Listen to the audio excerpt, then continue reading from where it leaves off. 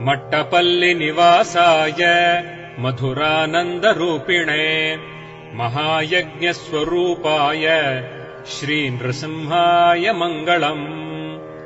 कृष्णवेणीतटस्थाय सर्वाभीष्टप्रदायिने प्रह्लादप्रियरूपाय श्रीनृसिंहाय मङ्गलम्।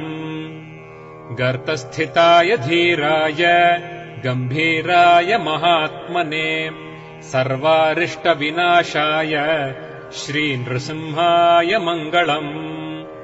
ऋग्यजुस्सामरूपाय मन्त्रारूढाय धीमते श्रितानाम् कल्पवृक्षाय श्रीनृसिंहाय मङ्गलम्। गुहाशयाय गुह्याय गुह्यविद्यास्वरूपिणे कुहरान्ते विहाराय श्रीनृसिंहाय मङ्गलम्।